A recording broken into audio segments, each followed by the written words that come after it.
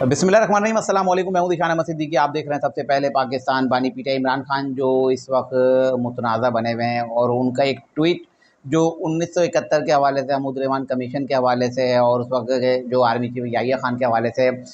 वो स्कैंडल तो चल ही रहा था, वो सारी चीज़ें तो सामने चल ही रही थी। तब इसके अलावा इमरान खान साहब की एक और पंजाबी वीडियो जो है मंजर आम पे आई, क्या कहानी है, मैं इस पर बात करूँगा। इसके अलावा बात करूँगा साबिक सदर पाकिस्तान आरिफ अलवी साहब ने भी जो है इमरान खान की जो है हिमायत कर दी, वो किस तरह से की, इस पे बात करूँगा। और इसके अलावा बात करेंगे इस्लामाबाद की सिविल अदालत के एक जज ने एक वफाकी सेक्रेटरी को जो है फौरी तौर पर जो है गिरफ़्तार करने का हुक्म दिया। ये क्या मामला है? पहले मैं आता हूँ अपने पहले पॉइंट की तरफ।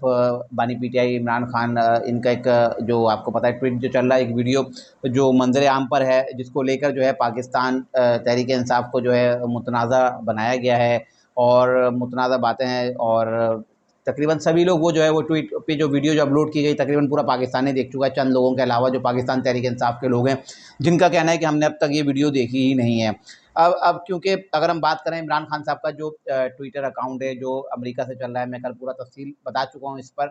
तो अब मुसलसल उस पर जो है ट्वीट्स किए जा रहे हैं और उस पे जो है मुतनाज़ा जो पोस्टें अपलोड की जा रही हैं। अगर हम बात करें इससे पहले भी उन्होंने जो डीजी नादरा एक रिटायर्ड जनरल थे, उनकी एक तस्वीर अपलोड की उन्होंने यूनिफ़ॉर्म में, उनको मुतनाज़ा बनाया गया। इसके अलावा आसिम मुनीर साहब की उन्होंने यूनिफ़ॉर्म में तस्वीरें अपलोड की, उसमें जो मवाद लिखे गए वो सब आपको पता है। तो पाकिस्तान तहरीक इंसाफ के सोशल मीडिया जो अकाउंट है, उससे मुसलसल इस तरह की चीज़ें की जा रही हैं। और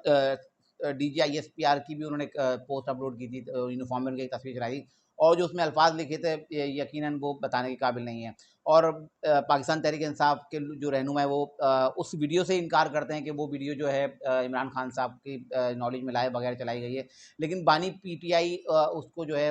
ऑन करते हुए नज़र आ रहे हैं, क्योंकि अब अगर हम बात करें, क्योंकि उस ट्वीट को अब तक डिलीट नहीं किया गया, उस वीडियो को अब तक डिलीट नहीं किया बानी पीटीआई के अकाउंट से, बल्कि ना सिर्फ उसको डिलीट किया बल्कि जो पाकिस्तान तहरीक इंसाफ का जो ऑफिशियल अकाउंट है उसमें बाकायदा पिंट कर दिया गया उस वीडियो को। पिंट का मतलब ये होता है कि सबसे ऊपर वो वीडियो आ जाती है। अब अगर आप जैसे ही उस पेज को क्लिक करेंगे तो सबसे ऊपर वही वीडियो शेख मुजीबुर रहमान वाली जो इस वक्त जो है ज़ेर बहस है। लेकिन अब एक और वीडियो का जिक्र है और उसी अकाउंट से वो वीडियो अपलोड की गई है। सन 2000 में इमरान खान ने एक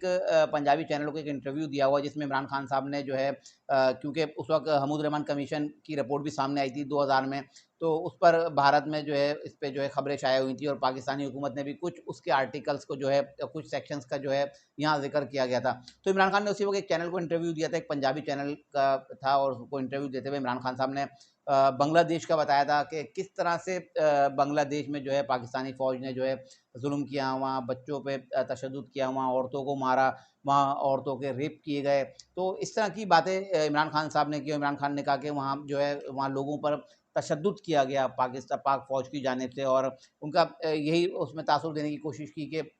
जो पाकिस्तानी फ़ौज है इसने बांग्लादेश में जो जुल्म सितम किए थे। और उसके अलावा उस वीडियो में बलूचिस्तान का भी कुछ बातें थी कि बलूचिस्तान की आवाम पर जुल्म है, सितम है। तो यानी कि अब इस तरह की चीज़ें और वो तमाम चीज़ें, वो पोस्टें लाई जा रही हैं जो यकीनन एक ख़राबी की तरफ जा रही हैं कि इमरान खान साहब ने समझ लें एक आखिरी शॉट खेलने का इमरान खान साहब ने फ़ैसला कर लिया है कि आर या पार, या तो मैं बच जाऊँगा या मैं टंग जाऊँगा। तो अब इमरान खान साहब जो है समझें फ़ाइनल मरहले में आ गए हैं और उन्होंने आखिरी जो स्ट्रोक्स खेलना शुरू कर दिए हैं। कहते हैं ना वो सिक्सर बल्कि स्ट्रोक्स नहीं, इमरान खान साहब ने छक्के मारना शुरू कर दिए हैं और वो कह रहे हैं कि ठीक है अभी आखिरी मेरे हरबे हैं इस्टेब्लिशमेंट को दबाव में लाने के लिए, कि किसी तरह से मैं ऐसी चीज़ें करूँ जिससे इस्टेब्लिशमेंट दबाव में आए, फ़ौज दबाव में आए और वो बानी पीटीआई इमरान खान और पाकिस्तान तहरीक इंसाफ को रिलीफ दे। लेकिन इमरान खान साहब का शायद मुझे लगता है ये जारहाना इनिंग जो खेल रहे हैं ये इमरान खान साहब के लिए शदीद नुकसानदेह होगी ना। इससे इमरान खान साहब को कोई फ़ायदा नहीं होगा, क्योंकि अगर वो अपने सोशल मीडिया अकाउंट्स पे इस तरह की चीज़ें, जो उनका एक ऑफिशियल अकाउंट है, इस तरह की चीज़ें, इस तरह के मवाद जो शेयर किए जा रहे हैं, अपलोड किए जा रहे हैं,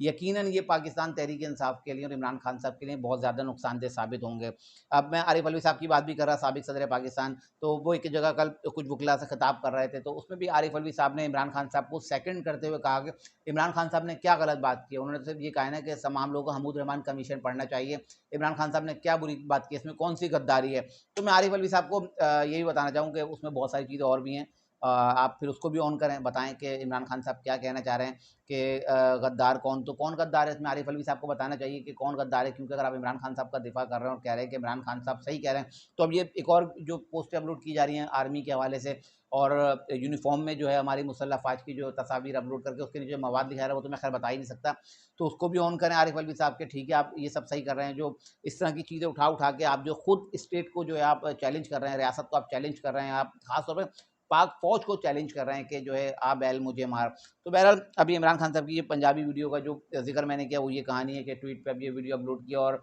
इमरान खान साहब ने अब जो है फाइनल इनिंग खेलने का फैसला कर लिया और उन्होंने कहा कि अब आर या पार, या तो रियासत झुक जाएगी या फिर जो है उनके साथ जो होंगे सबको पता चल जाएंगे। इसके अलावा एक और इस्लामाबाद के एक सिविल अदालत जज के जो मैंने जिक्र किया कि इस्लामाबाद के सिविल जज के जनाब ने वफाकी सेक्रेटरी टेलीकॉम के मोहम्मद उमर मलिक इन्होंने शायद बदतमीजी की थी, तो उस पर जो है फौरी तौर पर सिविल जज हैं आदिल सरवर सयाल, इन्होंने फौरी तौर पर बरहमी का इजहार करते हुए और फौरी तौर पर फैसला दिया और वफाकी सेक्रेटरी हैं मोहम्मद उमर मलिक इनको जो है फौरी तौर पर गिरफ्तार करके 15 दिन के लिए इनको जेल भेज दिया और 2000 रुपये जुर्माना भी आयद कर दिया। यकीनन एक बड़ा फैसला है कि फौरी तौर पर एक सिविल जज की जानिब से इस तरह का फैसला आना, क्योंकि अदलिया की जानिब से हमेशा ये तासुर दिया था ना कि हम पे प्रेशर होता है, लेकिन इस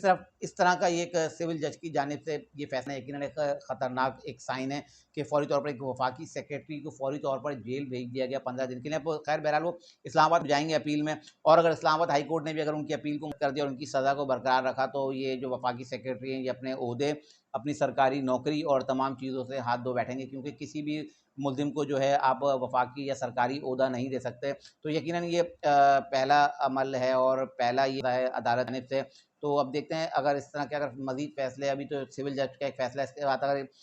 हाई कोर्ट या सुप्रीम कोर्ट से अगर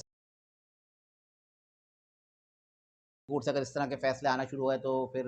इस जो एक सिस्टम है ना कि जिसमें कहते हैं कि अदालतें आज़ाद नहीं है, तो अभी एक फैसला आया है, तो इसमें आप देख सकते हैं कि अदालतें कितनी आज़ाद हैं, जो कहते हैं ना हमारे फैसलों में जो है रुकावटें डाली जाती हैं। ये एक सिविल जज का फैसला है, वफाकी सेक्रेटरी को फौरी तौर पर जेल भेज दिया गया 15 दिन के लिए और वो जेल चले भी गए। तो अब जो ये करते हैं कि अदालतें आज़ाद नहीं है और वो फैसले लेते हैं, उन पर प्रेशर है, तो उनके लिए भी एक मैसेज है कि देखें अदालतें किस तरह से आज़ाद हैं और अपना काम कर रही हैं। ये थी आज की कुछ खबरें जिसके बाद मैं हाजिर होता हूं इंशाल्लाह मज़ीद खबरों और नए तजज़िये के साथ ही रहूँगा। तब तक के लिए याद दीजिए, अल्लाह हाफ़िज़।